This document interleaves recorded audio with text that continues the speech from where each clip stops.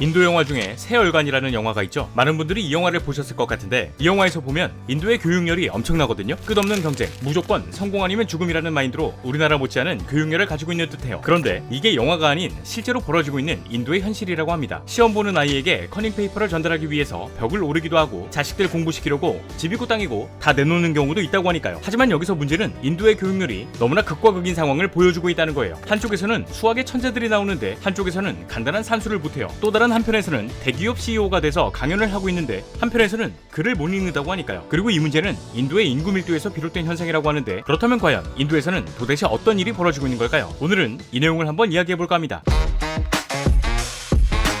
자, 오늘 저와 함께 살펴볼 지식 가이드는 인도의 인구 밀집입니다. 최근 인도가 중국의 인구수를 뛰어넘었죠. 2023년 기준 인도의 인구수는 무려 14억 2862만 명. 이 수치는 인도 혼자서만 전세계 인구수의 17%를 차지하고 있는 수준인데 인도의 국토 면적도 만만치 않게 커요. 전세계 국토 면적 7위로 우리나라 면적의 약 33배에 달하니까요. 그런데 인도의 국토 면적은 비슷한 인구수를 보유하고 있는 중국과 비교했을 땐 3분의 1 정도입니다. 이 말을 다시 해보면 중국보다 인구는 많지만 더 좁은 곳에서 밀집되어 살아간다는 거죠. 실제로 인도에서 가장 인구 밀도가 높은 지역이라고 소문난 비하르주에는 우리나라 면적보다 조금 더 작은데도 1억 명이 넘게 살고 있고 심지어 한반도와 비슷한 면적의 우타르 프라데시주에 살고 있는 사람은 무려 2억 4천만 명이거든요. 이건 행정구역 하나가 브라질의 인구보다도 많다는 거예요. 그리고 지금 언급된 주들의 공통점은 바로 인도 북부 지역이라는 것이죠. 먼저 인도는 크게 북인도와 남인도로 나눌 수 있습니다. 근데 이 북인도 지역에 있는 가장 큰 4개 주의 인구수만 합해봐도 인도 인구의 절반이 살고 있다고 하죠. 이 주들은 인도 전체 면적의 약 35%에 불과하다고 하는데 인도 사람들은 도대체 왜 이 지역에 유독 밀집되어 살아가고 있는 걸까요? 뭐 누구나 각자의 사연이 있듯 인도 또한 인구가 밀집된 사연은 존재했어요. 먼저 인도의 북쪽에는 큰 산맥들이 펼쳐져 있습니다. 이곳에는 여러분들도 잘 알고 계시는 히말라야 산맥이 포함되어 있고 인도는 과거부터 이 지형의 덕을 많이 받았죠. 일단 높은 산맥이 있으니 외세의 침략을 방어하는 데 용이했고 인도양에서 불어오는 계절풍, 즉 몬순이 북쪽으로 올라오는 것을 막아줄 뿐만 아니라 북쪽에서 넘어오는 차가운 공기를 차단해주는 역할을 했으니까요. 이로 인해 인도는 동일한 위도에 있는 다른 지역들에 비해서 상대적으로 덥고 습한 기후를 가지게 되었고 게다가 히말라야 산맥의 빙하는 인도에 물을 공급해주기도 하거든요. 실제로 산맥에서 유입된 물은 인도 북부 지역의 3대 하천이라고 불리는 인더스강, 겐지스강, 브라마푸트라강과 지류로 흘러들어가고 있습니다. 그리고 이 물은 많은 토사를 운반하고 퇴적시켜 비옥하고 넓은 평야지대를 형성했죠.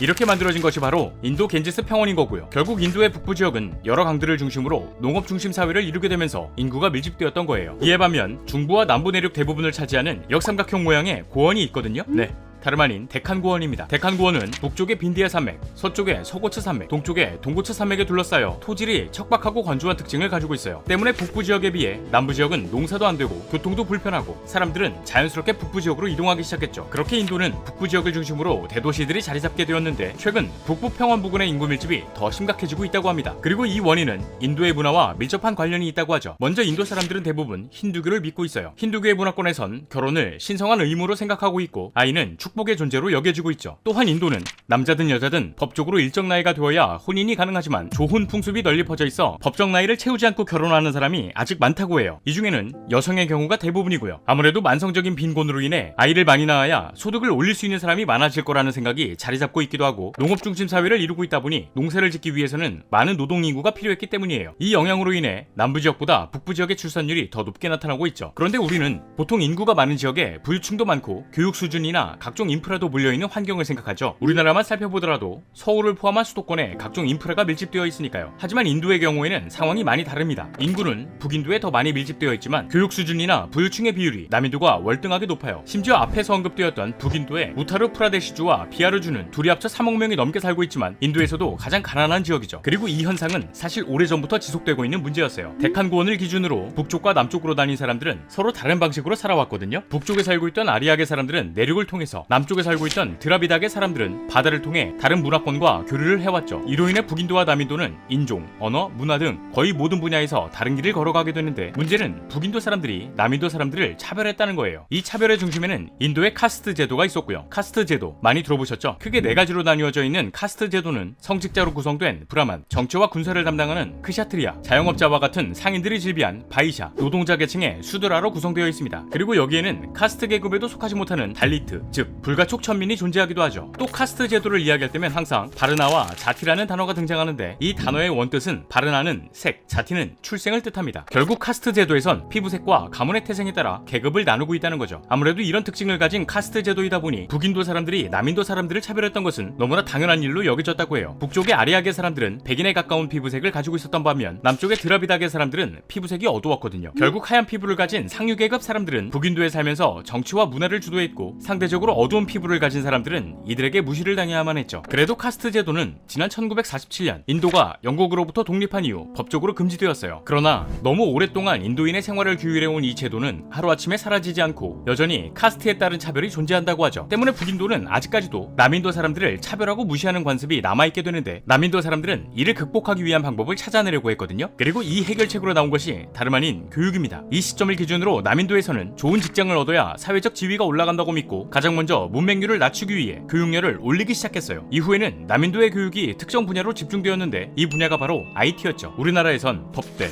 또는 의대에 가면 성공했다 라는 인식이 강하죠. 이와 비슷한 맥락으로 인도에서는 공과대학에 진학해 엔지니어가 되는 것을 목표로 삼는다고 해요. 결국 남인도에서는 교육만이 유일한 생존 전략으로서 우리나라보다도 더한 교육열이 자리잡게 되었던 거죠. 실제로 아이에게 커닝 페이퍼를 전달하기 위해서 부모가 벽을 기어오르는 사례도 있었고 심지어 자녀의 성공을 위해서라면 집이고 땅이고 다 내놓는 경우도 있다고 해요. 그리고 이렇게 뜨거운 교육열을 견뎌낸 결과 인도인들은 세계적인 기업에 취업하고 있습니다. 구글, 마이크로소프트, 어도비, IBM 한 번쯤은 다 들어보신 기업이죠. 현재 세계 혁신을 이끌어가는 글로벌 IT 기업의 경영진이 대부분 인도 출신이에요. 때문에 남인도 지역에는 첨단 기업과 젊은 인력이 모이는 일명 IT 삼각주가 탄생하기도 했고 인도 전국의 일자리 절반 이상이 남인도 5개 주에 밀집되었죠. 반대로 북인도의 경우에는 남인도보다 인구는 많지만 산업 발전 속도가 더뎌 계속 뒤처지고 있고요. 그렇다면 여기서 들 수 있는 의문이 북인도 사람들이 남인도로 가면 되는 거 아닌가? 일 것 같은데 이건 현실적으로 쉽지가 않습니다. 애초에 북인도는 남인도와 인종도 다르고 문화, 언어, 하다못해 먹는 음식마저 달라요. 이게 우리나라처럼 표준이 정해져 있고 조금씩 차이 나는 수준이 아니라 지역마다 사용하는 언어의 뿌리가 완전히 달라서 법정 공용어만 20개, 그 밖에 다른 언어까지 하면 약 2000개의 언어를 사용하고 있다고 하죠. 이 말은 즉 고향을 떠나 타지에서 산다는 건 그냥 외국에서 생활하는 수준이라는 거예요. 결국 북인도 사람이